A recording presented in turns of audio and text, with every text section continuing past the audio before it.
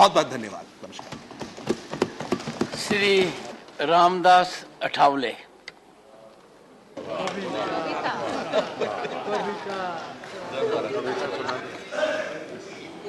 आदरणीय महोदय, मैं तो अन्याय के खिलाफ लड़ा हूं,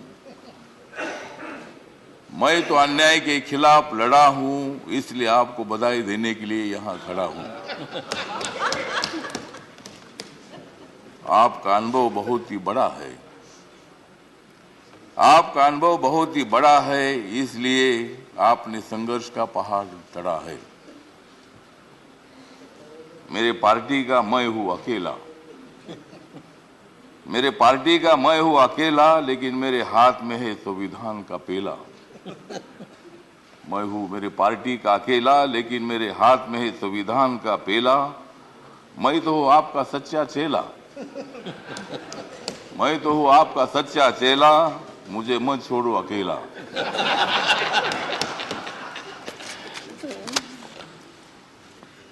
जिन्होंने उपराष्ट्रपति का सर किया है गढ़,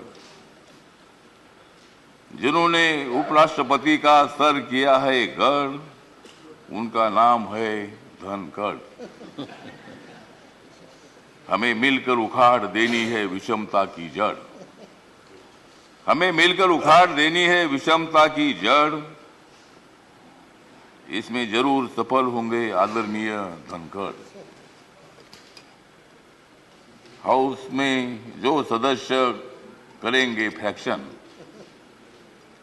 हाउस में जो सदस्य करेंगे फ्रैक्शन, उनके ऊपर होनी चाहिए कड़ी एक्शन। हमें तो मजबूत करना है भारत नेशन, हमें तो मजबूत करना है भारत नेशन। हंगामा करने की हमें नहीं चाहिए फैशन। तो हमें पूरा विश्वास है कि आप बहुत बड़ा संघर्ष करते करते यहाँ पहुंचे हैं। गांव से आकर किसान के बेटे के माध्यम से आप इतने बड़े उच्च पद पर आए हैं। इसमें आपका अनुभव, आपका बहुत बड़ा संघर्ष है, बहुत बड़ा काम आपने किया है। आपने पश्चिम बंगाल में गवर्नर का जो काम किया है, बहुत बड़ा वहाँ चैलेंज था, वहाँ काम करना बहुत बड़ा मुश्किल था, लेकिन आपने बंगाल में बहुत अच्छा काम किया है और बंगाल में अच्छा काम आपने किया है, इसीलिए आपको यहाँ लाने की कोशिश जरूर हुई है। मतलब आप एक संघर्षशील नेता है। मतलब वहाँ अगर आपका काम ठीक नहीं होता था तो शायद ये पद आपको मिलना बहुत बड़ा मुश्किल था, लेकिन आपने बहुत अच्छा काम किया है।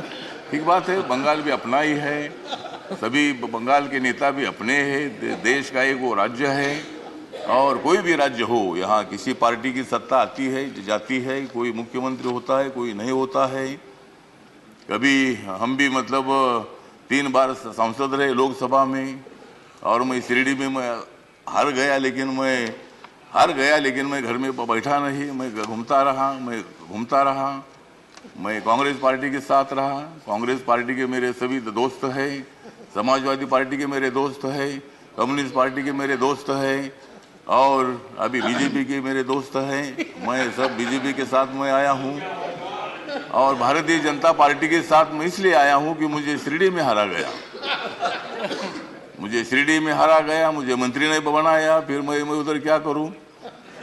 तो इसीलिए मुझे मतलब कांग्रेस पार्टी को छोड़ना पड़ा और मैं नरेंद्र मोदी जी के नेतृत्व में सबका साथ सबका विकास दिख रहा है सारा प्रकाश, मतलब ये जो प्रकाश दिख रहा है, तो नरेंद्र मोदी जी के नेतृत्व में मैंने निर्णय ले लिया कि मैं बाबा साहब अम्बेडकर जी का अनुयायी हूँ।